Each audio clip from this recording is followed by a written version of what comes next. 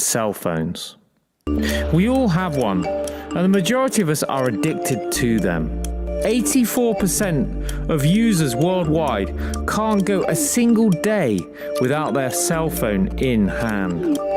44% of Americans check work emails daily while on vacation. 80% of 18 to 24-year-olds sleep with their phones next to them. 38% of people check emails during their meals. 40% of Americans check their phones on the toilet. What's the price we pay for the access to the information at the touch of a button? Is it possible that cell phones change the way we think and act?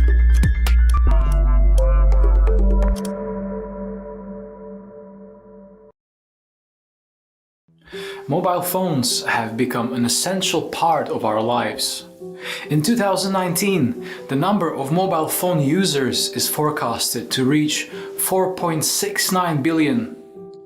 The number of cell phone users in the world is expected to pass the 5 billion mark by 2019, and over 3/4 of these are smartphone users. Originally, mobile phones were designed for the sole purpose to make phone calls on the go. Yet today, over a third of smartphone users don't actually make traditional voice calls. Instead, people use their phones as mobile computers for checking email, shopping online, accessing news, downloading music and videos, engaging in social media, ordering food, or looking at maps. The list is seemingly endless. Quite literally, we have internet in our pockets at all times. While we can find an answer to almost anything at the touch of a button, these advancements in the technology come at a price. Within the first 15 minutes of waking up, 4 out of 5 smartphone users are checking their mobile device. From the moment we open our eyes, we become a part of a screen culture, a culture of strong video and audio-visual stimulation. We can get instant feedback from whatever we are doing at the press of a button. At the same time, we are removed from notions that other people take for granted, like metaphors, abstract concepts, long attention spans, and imagination. We live in the here and now, a world of a small child where nothing has a deeper meaning, where everything is literal, where what you see is what you get. People seeking instant gratification. The price for having such an easy access to so much information is perhaps a lack of depth of engagement with that information. Jumping from one piece of information to the other takes the place of what used to be a more contemplative approach of thinking about one subject. When you are bombarded with information, when your notifications are reaching you continuously, it becomes harder to sit down and think of one particular subject. People are obsessed with headlines and news bites. How many of us can relate to this experience? Living lives through the screens of our smartphones, jumping from one thing to the next, multitasking, looking up something only to end up somewhere completely different. How many hours have you spent looking for fleeting curiosities on your cell phone, and how much of it do you actually remember?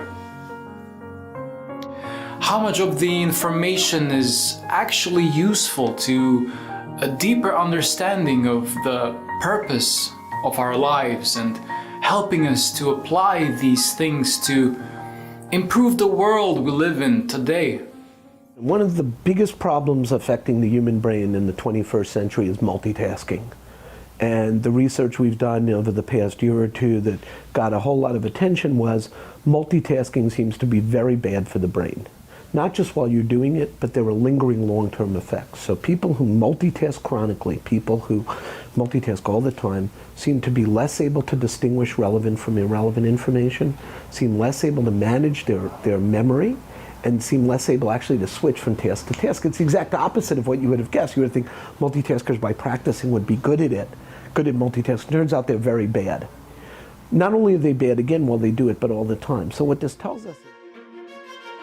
According to research, people that are multitasking are not only unable to distinguish important information from less important information, but their ability to remember and effectively switch from one task to the next is weakened. One might argue that multitasking increases the agility of processing power of human beings, and it's linked to higher IQ scores, as you need to be agile in looking at patterns, connections, and quickly come to an answer. But the reality is that the human brain is always good at what it rehearses.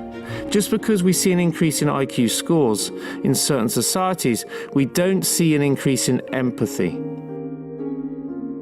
In addition, when you're constantly bombarded with notifications from your smartphone, gradually over time, it becomes harder to focus on one particular thing.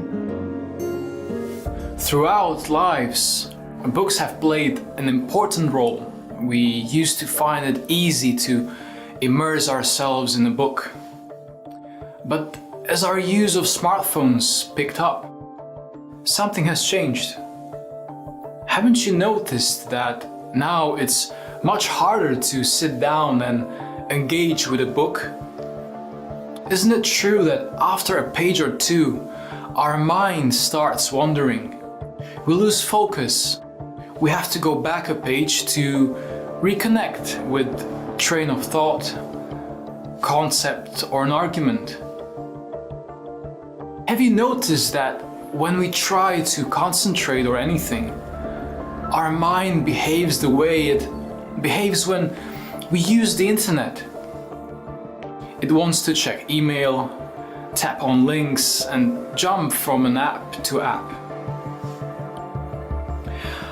Our use of cell phones in an unmistakable way changes our ability to concentrate, the way we think, and we feel more scatterbrained.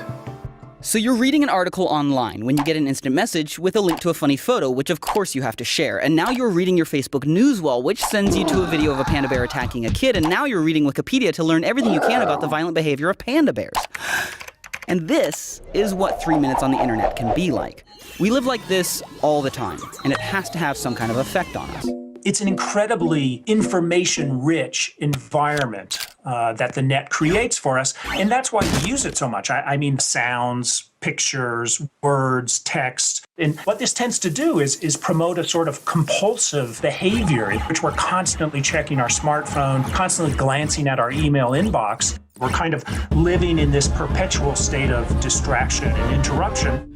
Not only we do live in an environment of constant distraction and interruption, but the quality of the distracting information is doubtful.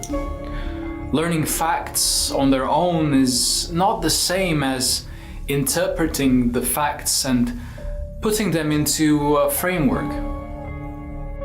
Are we anymore using the analytical aspect of our brain to discern what is useful and therefore dismiss what is irrelevant information? Aren't ideas more important than facts?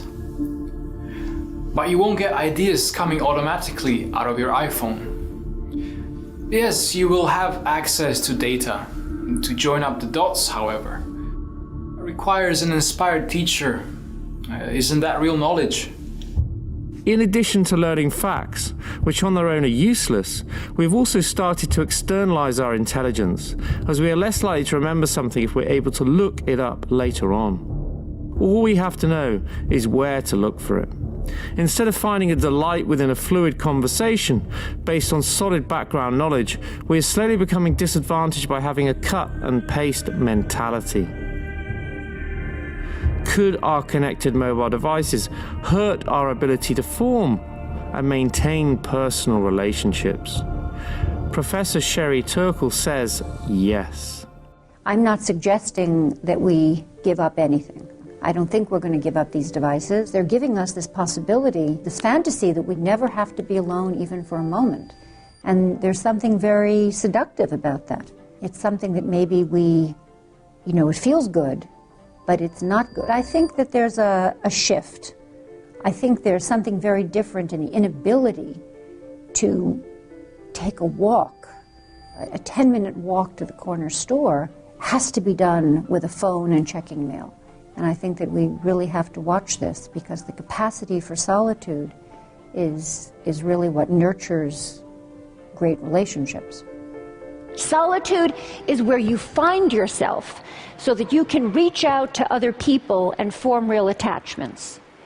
When we don't have the capacity for solitude, we turn to other people in order to feel less anxious or in order to feel alive. When this happens, we're not able to appreciate who they are. It's as though we're using them as spare parts to support our fragile sense of self. Through our smartphones, we turn to other people to support our fragile sense of self. It's ironic that it causes even more harm. Did you know that 4 out of 5 adults say they constantly check their email, text, and social media, according to a new report by the American Psychological Association? The APA found that people who are always looking at their digital devices, called constant checkers, reported higher levels of stress compared to people who spend less time interacting with these gadgets. The amount of time people spend on social media also appears to be stressing people out. 42% of constant checkers report that social media conversations about politics and culture cause stress. Stress and anxiety are also caused by irregular sleep. Many of us even turn to our phone at bedtime. You get into bed intending to go to sleep, but you just want to check your phone, just for a second, to find out something banal like tomorrow's weather, and then an hour later, there you are watching a totally random video. In truth, we don't want to miss out. Find that a colleague or friend has digested a bite-sized piece of information we didn't. It seems the information itself defines who we are and how we are perceived by others around us. Turning to mobile devices in bed makes it hard for us to wind down and switch off. Moreover, research suggests that blue screen exposure can reduce melatonin production, which interrupts our sleep-waking cycles. Unfortunately, poor sleep tends to mean poorer resilience and higher levels of anxiety and stress. The reason is that smartphones produce a relentless need to immediately review and respond to each and every incoming message, alert or bleep. The stress gets so bad for some users that they actually begin to feel phantom vibrations, thinking their phone is buzzing when it isn't. Smartphone-induced stress affects us in a more immediately life-threatening way. Elevated cortisol levels impairs the prefrontal cortex, an area of the brain critical for decision-making and rational thought. In other words, it keeps us from doing stupid things. Impairment of the prefrontal cortex decreases self-control. When coupled with a powerful desire to ally our anxiety, this can lead us to do things that may be stress-relieving at the moment, but are potentially fatal, such as texting while driving and much more. I think that stress is a huge problem these days, and one of the biggest sources are our smartphones. That's why I'm a big fan of something called a screen-free Sabbath, this whole concept that we may have one whole day a week, if possible, where we don't go on our screens. Now, I know many of you are probably thinking that's a little bit too scary, but the benefits can be absolutely profound. One recent UK study suggested that we look at our phone 221 times a day. Even more alarming is a recent study from America which says that we actually touch our phones over 2,000 times a day. It's absolutely remarkable, but why does this matter? The reason it matters is because it stops us from having any off time. We're constantly go, go, go. From the minute we wake up and we check Twitter, WhatsApp, Facebook, our lives are go, go, go these days with work, the commute, emails, to-do lists, and this constant stream of information, or what I call information overload, continues until late into the evening, often whilst we're still in bed. And this is a big problem because stress raises levels of something called cortisol in our bodies. Cortisol is our body's principal stress response hormone. If we have raised levels of our stress response hormones, it affects our brain, our performance, our function. We get tired at work. It's not only work, it then impacts our home lives and our personal relationships in the evening. We have to use technology in a way that it helps us rather than controls us. A simple tip that I use both myself and with my patients is to think about, can we have 1 hour in the morning where we don't look at our phones? It could be quite remarkable, or at least have your phone in airplane mode, because then you can go on an app, listen to some music, or do something like a meditation app without getting that constant stream of noise. Also, there is no need to see social media notifications on our phone again and again. For this purpose, we can set a particular time of a day. There's no loss in not seeing notifications all the time. It's only a habit that we can break. But stress and anxiety aren't the only problems connected with mobile phones. In 2011, the International Agency for Research on Cancer, a component of the World Health Organization, appointed an expert working group to review all available evidence on the use of cell phones. The working group classified cell phone use as possibly carcinogenic to humans. Traditionally, it has been thought that only high doses of radiation could cause serious harm.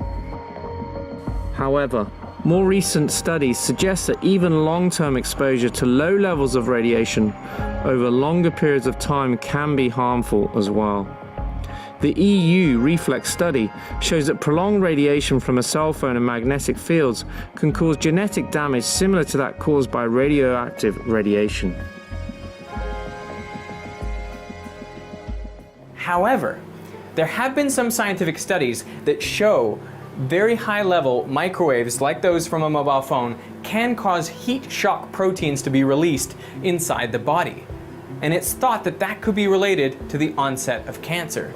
So perhaps there is a reason to study the biological effects of cell phones on people. A recently published Swedish study found that cell phone users were 30% more likely to develop glioma. That's the most common form of malignant brain cancer. And it gets worse. Those people who'd used a cell phone for over 25 years had a 3-fold increase in this type of cancer. Due to studies like that one and expert opinion, the World Health Organization actually classified cell phone radiation as possibly carcinogenic to humans. But now consider that brain cancers are exceedingly rare. In any given year, you have a 3 in 100,000 chance of developing a glioma. Now, according to the Swedish study, long-term cell phone use can increase that risk up to 9 in 100,000. Still a very small risk, but a significant increase. Being over-reliant on a mobile phone can also be very bad for a person's physical health. Research now suggests that smartphones and social media are some of the main concerns for the rising anxiety levels. Jean Twenji said it is not a coincidence that youth mental health issues have risen with a number of phones. What a lot of children told me is that social media and their phones feel mandatory, she said. This use of phones has led to a loss of sleep and face-to-face interactions necessary for their mental well-being. In fact, smartphones are more harmful to a child's sleep than TV exposure.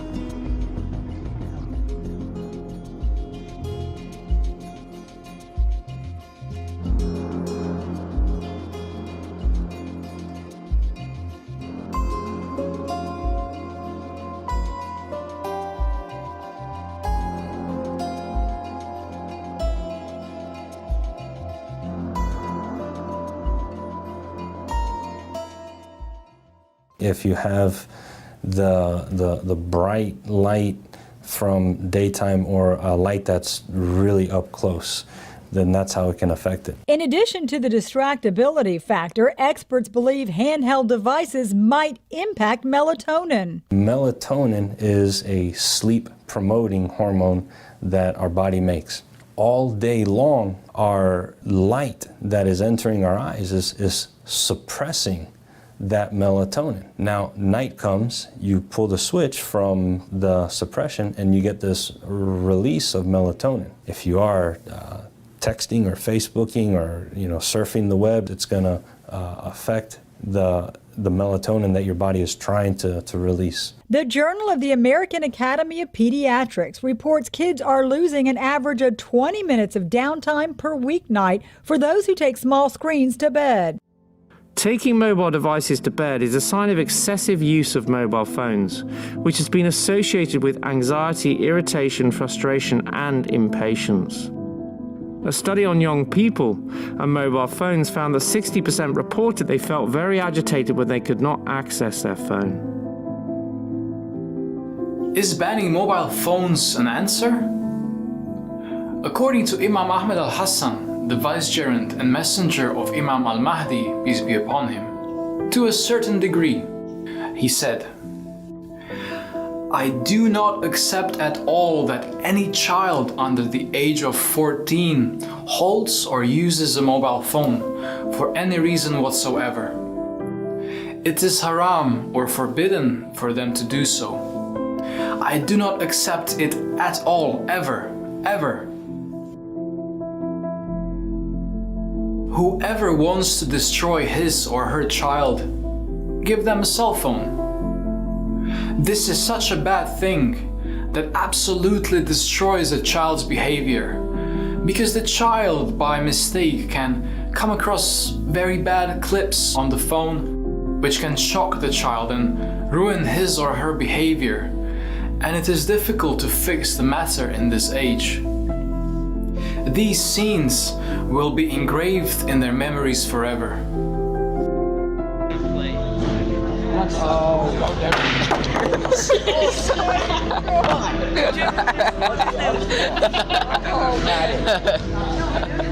I saved your phone. You're done with this stupid game! You lost everything! He's throwing stuff down the road. I am done! Why do you guys stop and actually give me proper cover? What are you doing, Peter? Psychologists and biologists have constructed many different models of behavior. For the sake of consistency, we shall describe only one of them, the model of behavior theory associated with B.F. Skinner. My name is Skinner, and I'm a behaviorist. As such, I study rats, pigeons, children, and adults. Naturally, the brain plays an important role in bridging the gap between what has happened to a person and his current behavior.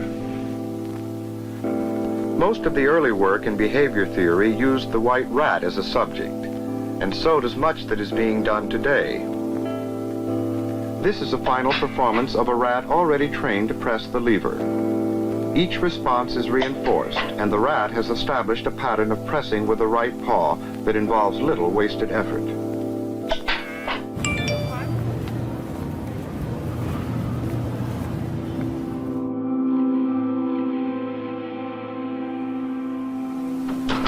The main thing is what we call schedules of reinforcement. Reinforcement is what the layman calls reward, and you can schedule it so that a reward occurs every now and then when a pigeon does something. We usually use a response with a pigeon pecking a little disc, a little spot in the wall, and you can reinforce with food, but you don't reinforce every time. You're perhaps every 10th time, or perhaps only once every minute or something like that. There are a very large number of schedules, and they have their special effects. And there is a good example of how you can move from the pigeon to the human case, because one of the schedules which is very effective is what we call the variable ratio schedule, and that is at the heart of all gambling devices, and it has the same effect. The pigeon can become a pathological gambler just as a person can. Now, the fact that we found that out with pigeons and could prove it by removing and changing the schedule makes it easy for us to interpret the case with the human subject. We don't say that the human subject gambles to punish himself, as the Freudians might say, or gambles because he feels excited when he does so. Nothing of the sort. People gamble because of the schedule of the reinforcement that follows. And this is true of all gambling systems. They all have variable ratios built into them. Your phone works the same way as a slot machine. It's exactly when it's unpredictable, when uncertainty is maximized. That's when people get the biggest rush and addictive behavior patterns are created. Do you remember that time you received an unexpected text from a woman you wanted to marry, or an invitation to a dream job interview? And then there are times when you pick up your phone and nothing. In other words, we don't know if we strike gold and win, or we don't. This method is very persuasive. Skinner has a very ingenious way of making a system of highly compulsive organization seem as though it were a very humane one. This is his great and original contribution. The old-fashioned mechanical collectives, the mega machines as I call them, were brutal. They used punishment as a way of enforcing conformity. Skinner and the psychological school that he represents have found a much better system than punishment. They first tried it out on animals, and now they're applying it to human beings. Reward them. Make them do exactly what you want them to do without the whip, but with some form of sugar-coated drug or candy, which will make them think that they're actually enjoying every moment of it. This is the most dangerous of all systems of compulsion. That's why I regard Skinner's Walden 2 as another name for hell. And it would be a worse hell because we wouldn't realize we were there. We would imagine that we're still in heaven. If we ask ourselves, what is the aim of marketing today? And what would be the answer? It's all about how do you make your application stickier and how do you retain the attention of a consumer. It's measured through units of time and clicks of how long do you sit there and interact with a particular application or a website. So what is the end point that they are after? They are trying to turn everybody into what looks like an addict. And their motivation? You kind of drop out of the world. You're in the virtual cosmos, surfing the internet of all things.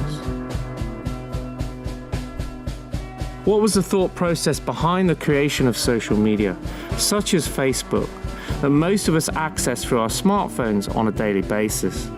In the words of Sean Parker, ex-president of Facebook, how do we consume as much of their time and conscious attention as possible? And that means they need to give you a dopamine hit every once in a while because someone liked or commented on a photo or a post. In turn, this is going to make you contribute even more content. It's a social validation feedback loop. This way they are exploiting a vulnerability in human psychology. People like Sean Parker, Mark Zuckerberg, and all these people understood this consciously, and they did it anyway. When we're very, very young, the only approval we need is the approval of our parents. And as we go through adolescence, we make this transition where we now need the approval of our peers.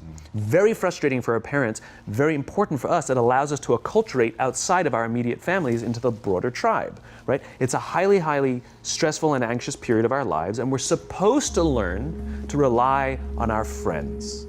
Some people, quite by accident, discover alcohol and numbing effects of dopamine to help them cope with the stresses and anxieties of adolescence.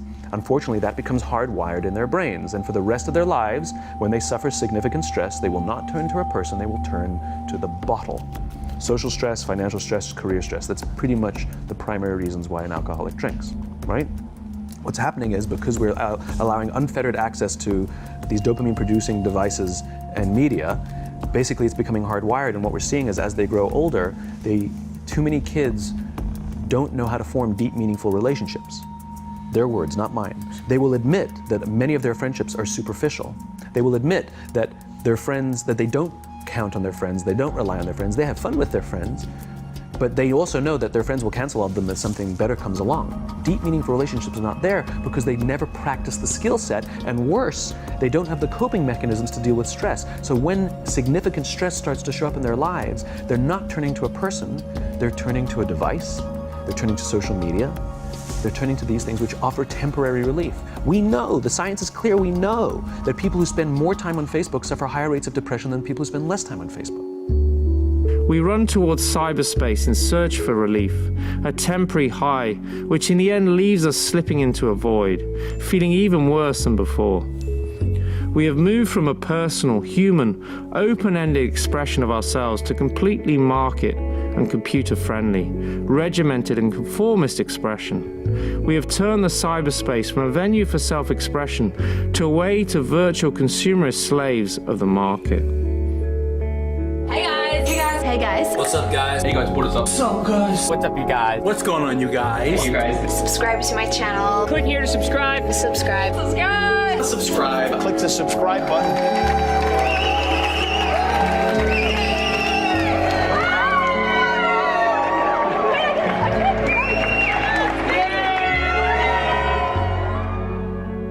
We got to a point where machines seem to be more important than the real world. Let me ask you a question. Do you touch plastic or human flesh more often?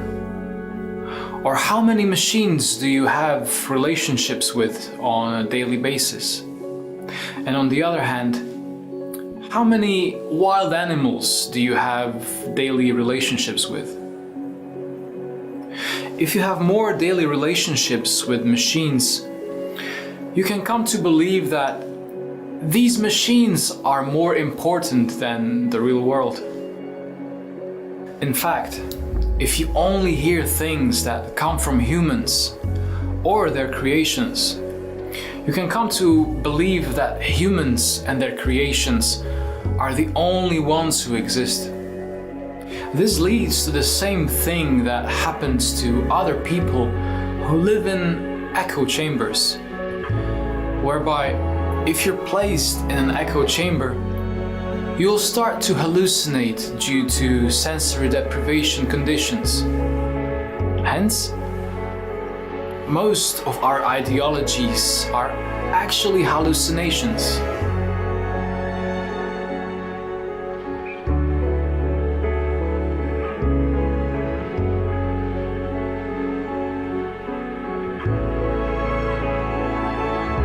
We forgot to question what's going on. Surveillance is coming at us from all directions. It's not a guy with a camera right in front of our eyes. It's something that's far more insidious and has been normalized in slow stages, hidden in plain sight. Most people who go about their everyday lives are oblivious to CCTV cameras. Nowadays, there's even mobile CCTV on police cars. The novelty effect of surveillance wears off. If I see a new camera on the street, I look up and realize it invaded my space. Just as when the telegraph was introduced and people saw terrestrial lines that carried voice calls. Today we notice base stations on top of the buildings and see the ugliness of it, but we become oblivious to it over time. The novelty effect wears off, and with the wearing off, we become desensitized and we forget to question what is going on around us. And then, all of a sudden, we realize the magnitude of government surveillance programs that have engulfed us and start to be concerned about our privacy and security.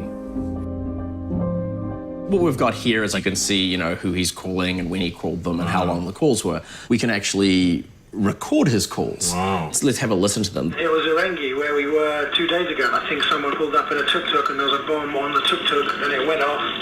And I think killed a doctor and maybe someone else.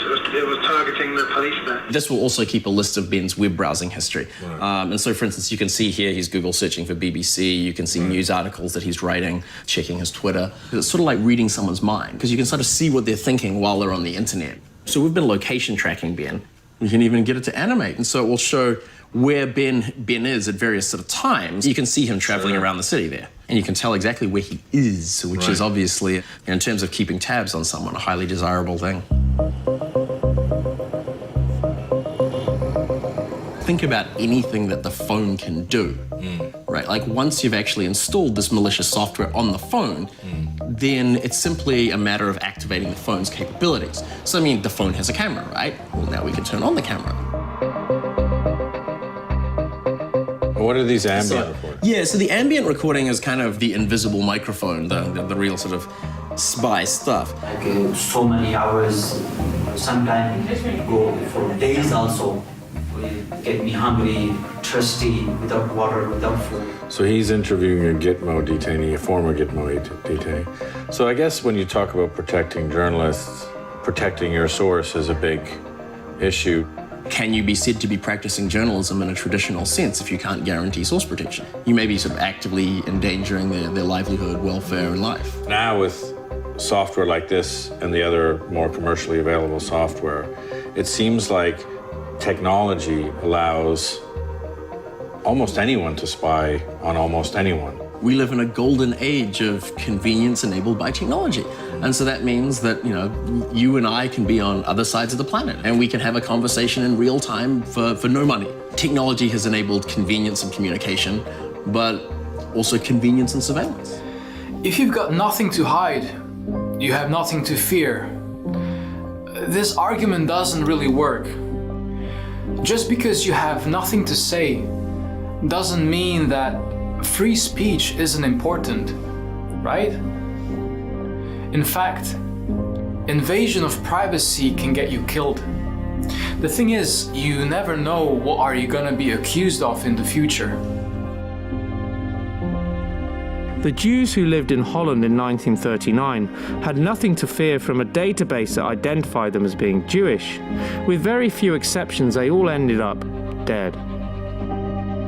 The people who had a reasonable education qualification in Cambodia in the 1970s, they had nothing to fear, while most of them are dead too. In Rwanda, a decision was made that if you were of a certain ethnic background, you'd end up dead. Information is complex and delicate, and its use is complex and delicate. When we look at the use and interpretation of personal data, we need to be very mindful. Everyone has something to hide. In the coming years, everybody will discover that some of the things they didn't think they needed to hide would have been better off hidden because they suffered due to availability of that information. A lot of people say, well, I'm not doing anything, so it doesn't matter. Well, you may not be doing anything now, but you can't say anything contrary to the administrative position because you may become a target.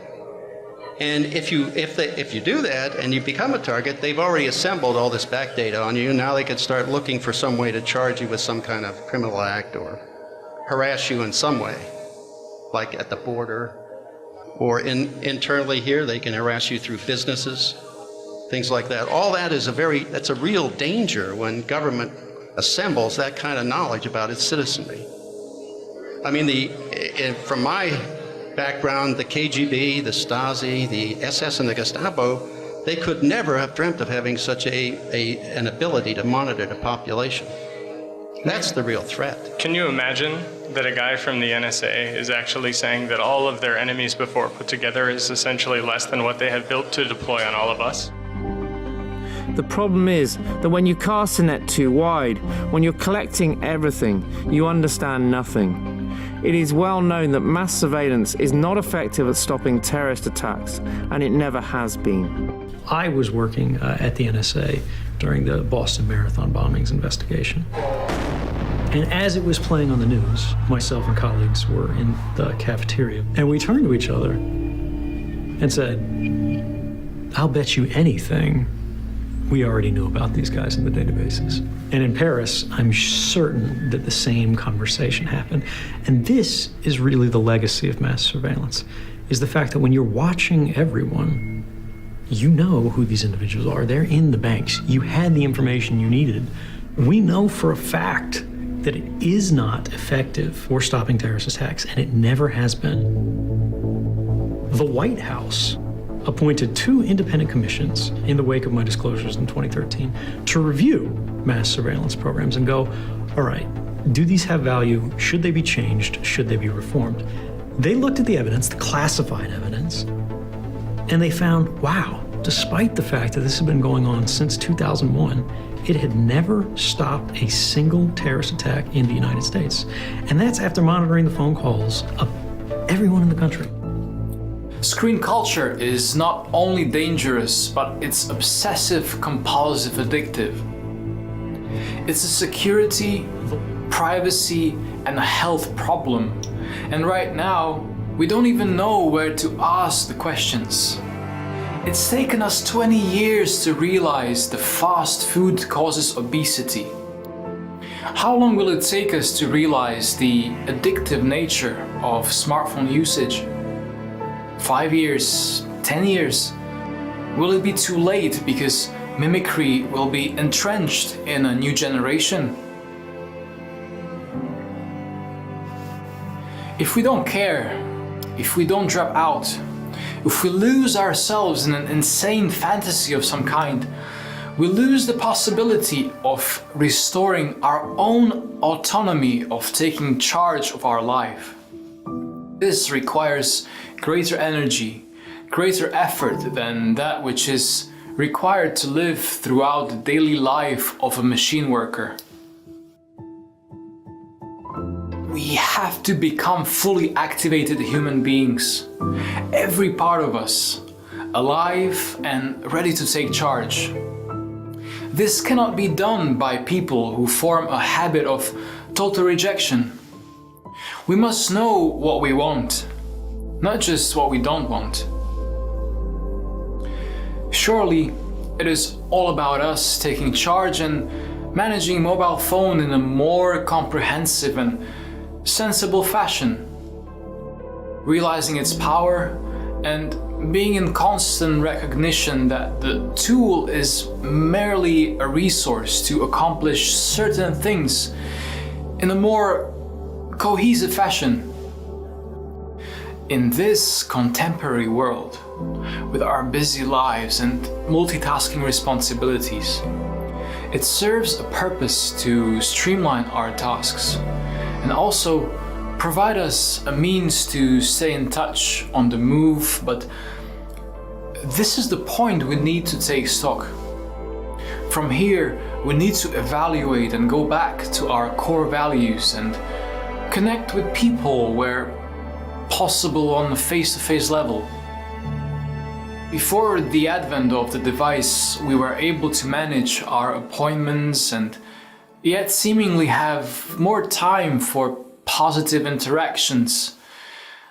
And this is something which can help us and our associates develop our characters and moral compass, and in tandem, live more fulfilling lives. Some parents really struggle with, like, all the other kids have the terrible things, so my kid has to. Yeah, let your kid go and be a better example to the kids. Just because the other stupid kids have phones doesn't mean that, okay, well, my kid has to be stupid, otherwise she'll feel weird. I think these things are toxic. I don't think especially for kids. It's just this thing. It's bad, and right. They don't look at people when they talk to them, and they don't build the empathy. You know, kids are mean. And it's because they're trying it out. They look at a kid and they go, "You're fat," and then they see the kid's face scrunch up and they go, "Ooh, that doesn't feel good to make a person do that." Right. But they got to start with doing the mean thing. But when they write "you're fat," then they just go, that was fun. I like that." The thing is, you need to build an ability to just be yourself and not be doing something. That's what the phones are taking away. Yes. Is the ability to just sit there, like this. That's being a person, right? Yes. No one can, you gotta check. Because, underneath everything in your life, there's that thing, that empty, forever empty. You know what I'm talking about?